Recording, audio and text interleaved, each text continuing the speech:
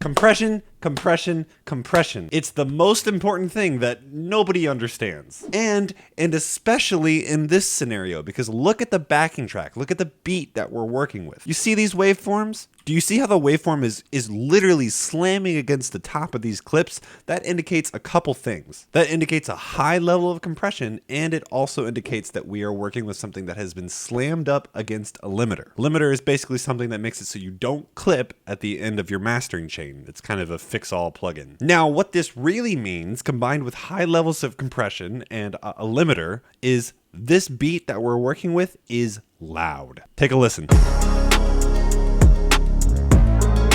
That 808 hitting hard. So how do we deal with this? How do we deal with putting a vocal on something that is so loud that the vocals are going to have to fight for volume when there's not much more volume you can get? I'll show you what I mean. Because the solution here is not more volume. It's not just going to be upping the volume until it's louder than the track. You're going to clip. The track is already about at the highest threshold of volume that we're going to feasibly produce. Any more you're gonna clip or just get way too compressed. Check out the vocals pre-mix and post-mix. Last name is Salone. Y'all into like a Rocky and maybe like Al Capone. Now I'm all alone and there's no turning back. Want the handles like I'm Kobe and power like I was Shaq. Feeling sly, last name is Salone. Y'all into like I'm Rocky and maybe like Al Capone. Now I'm all alone and there's no turning back. Want the handles like I'm Kobe and power like I was Shaq. Yeah. So if you didn't know, when we're doing tutorials on this channel, I like to use your music. I want to highlight people in the community. In this case, this is Sethro TV. Check out one of his tracks here. I've been down since the get-go. They say that God can mold those mountains when the pay slow. I was tired of always down and when the painful. So I made a conscious effort to be brave, bro, yeah. I'm the venom in the antidote, killing snakes and animals all over some capital. You eat your own, you cannibals, you robots so mechanical, always looking miserable. I know life can be difficult.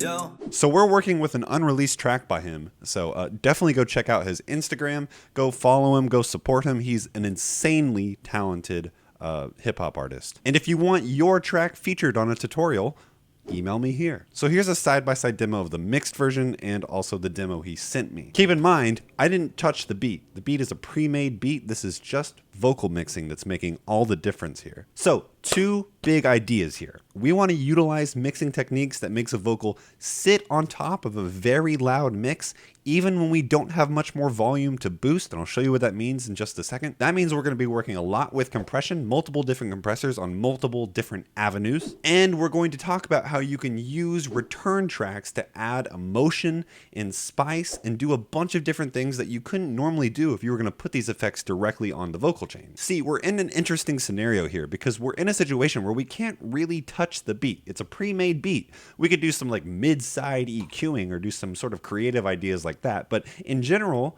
what we're working with here is just the vocal. So the question is, how do we make the vocal upfront and personal and in your face when you can't touch any of the other instrumentals? Well, my friends, compression and return tracks. Now, I mentioned this in the beginning. These tracks are already hitting hard and they're already hitting at a pretty high volume. So check this out. Even if I go in and I turn the vocal chain off and we listen to just the main rap verses, Feeling sly, last name is Salone. Y'all into like I'm Rocky and maybe like Al Capone. we are already peaking at -6 dBFS. What that means is we're already kind of peaking as loud as we can peak.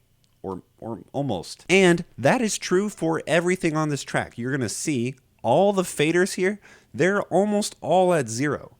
We got this track pretty hot, yet we need more volume because we need to fight that really loud backing track. Compression. So let's hear it with the vocal chain and without the vocal chain first. Feeling sly, last name is Salone. Y'all into like I'm Rocky and maybe like Al Capone. Now I'm all alone and there's no turning back. Want the handles like I'm Kobe and power like I was Shaq. Never high maintenance, just look at my foundation. Built my kingdom on a rock and I'm rising to higher places. So we're adding presence and we're definitely adding compression for the louder parts, but I'm going to emphasize again, this vocal chain, not the primary focus, not doing the majority of the work. We're going to get to that later. But I did a little bit of EQing in the high end to take out some of the harsher frequencies. We've got a vocal that is pretty high end focused and it could get harsh, especially because I'm adding high end in later and a good amount of it. But here is the EQ. I did All right, we're back. I had to activate it. The 1 year thing happened literally during recording. What I'm doing is I'm thickening up the vocal by boosting his fundamental. You'll see if I have the waveforms playing here. Feeling sly, last name is Salone. Y'all end you like I'm Rocky and maybe like Al Capone. Now I'm all alone and there's no turning back. Want the handles like I'm Kobe. He's got a little bit of harshness. Most of his presence is in the upper mid range around the 2K, and then we're doing just a little bit of a shelf, like 1 dB, not even. Fresh Air is a combination of parallel compression and EQing kind of mixed into one plugin, so we're adding more presence with that as well. A shack, never high maintenance, just look at my foundation. Built my kingdom on a rock and I'm rising to higher places. Salutes and salutations, mistakes and my aggravation. Never forget about your compliments, what your congratulations. If I cared about a But the big thing here, as I mentioned before, well, also we have a de-esser. De-esser is a pretty intense amount of compression. If you need, if you need a tutorial on compression, a really detailed completely dedicated video about compression, here it is. I'm going to give you the general gist of what this compressor is doing so we can get to other parts of the tutorial. This is a very intense setting for the compressor. It's averaging like 5 dB of reduction. It can sometimes go even further than that. But the goal is to make those quieter parts peak at a similar level as the louder parts. So we can't raise the general volume of the track much more, but what we can do is make the quieter parts of his vocal just about as loud as the loud parts of his vocal, therefore normalizing the EQ as a whole and getting generally higher average loudness. y'all end you like I'm Rocky and maybe like Al Capone. Now I'm all alone and there's no turning back. Want the handles like I'm Kobe and power like I was Shaq. So we're reducing on average between 1 dB and 7 dB, but that is only one of many other different compression scenarios that we're using. Let's go to the main focus of this video. That would be the return tracks. In Ableton, they're down here, the ones I'm clicking on right now. You see, just for the sake of this tutorial, I've labeled them sort of the idea that I'm trying to get behind with the different plugins inside of each one of these return tracks. So I want to start with Solidity and thickening the vocal. That's kind of the main thesis of this video. Let's get into it. Solidity is, in essence, parallel compression. Parallel compression is a biggie in contemporary production and in hip-hop production because it is a really great way to thicken up, beefen, make the vocal and the main verses a lot more present. Remember what I said. The vocal chain here, not as important as all of these return tracks. Listen to the vocal as it is, and then listen to the vocal with this solidity return track, aka parallel compression. Feeling sly, last name is Salone. Y'all end you like I'm Rocky and maybe like Al Capone. Now I'm all alone and there's no turning back. Want the handles like I'm Kobe and power like I was Shaq. Never high maintenance, just look at my foundation. Built my kingdom on a rock and I'm rising to higher places. Salutes and salutations. So what is parallel compression? Well, this is the R compressor, one of my favorite compressors.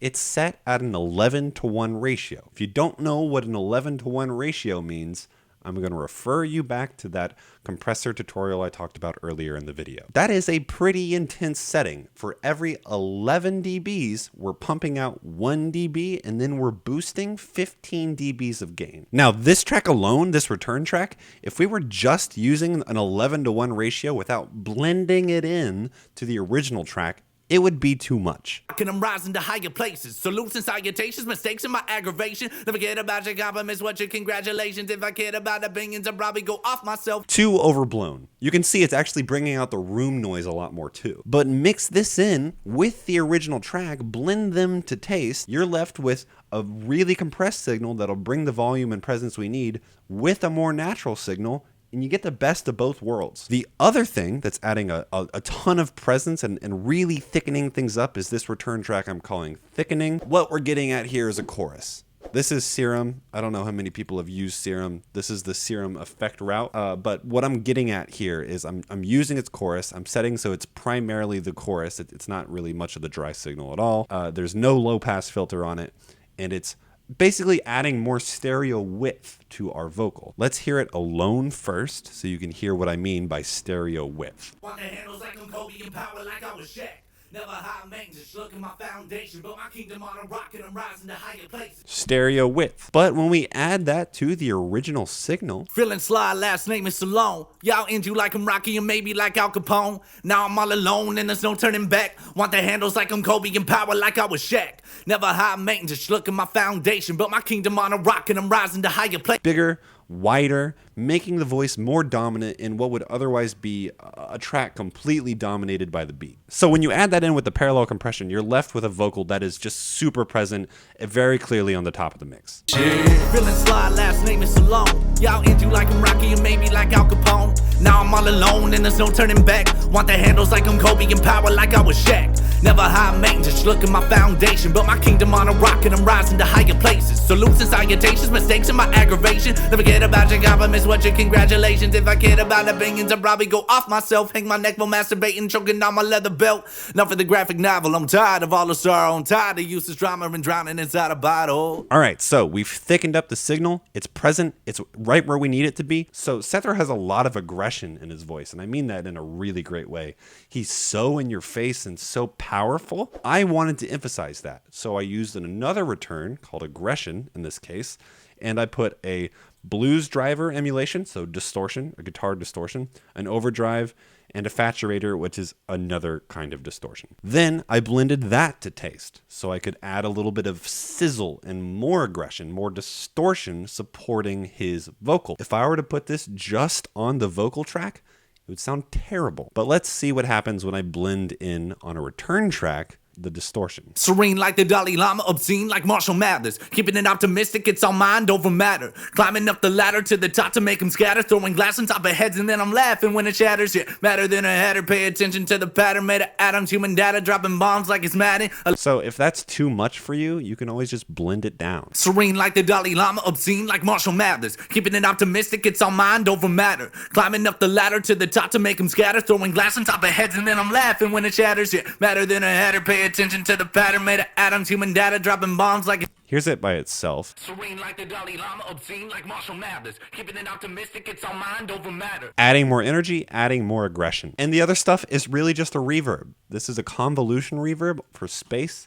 I made it like an NYC sports arena. It's important with reverb to put it on a return track rather than your primary track because we really don't want to weigh down your main track with too much reverb, drench it to the point where it kind of falls into the mix. There's too much low frequencies. It gets really muddy. So instead, we add it in the background and blend it to taste. Serene like the Dalai Lama, obscene like Marshall Mathers. Keeping it optimistic, it's all mind over matter. Ambience is just a delay. Serene like the Dalai Lama, obscene like Marshall Mathers. Keeping it optimistic, it's all mind over matter.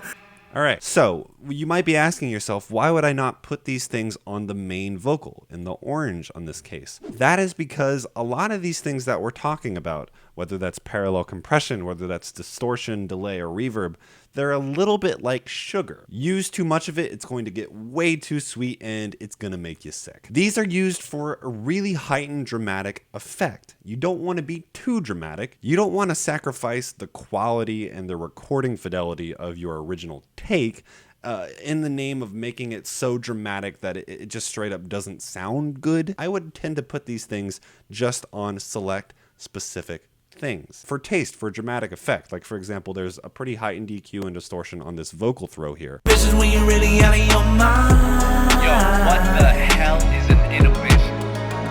Serene like the Dalai Lama, obscene like Marshall Mathers. Or in the chorus, these like blue tracks here. This is a pretty reverbed out vocal, but it's a specific line inside of the vocal itself. We're not going to drench the entire chorus. I'm here, but I'll be gone in no time. No more inhibitions when you're really out of your mind. Damaged goods broke inside a fragile package. Travel from the stars to living from another planet. I'm here, but I'll be gone in no time. No more inhibitions when you're really out of your mind.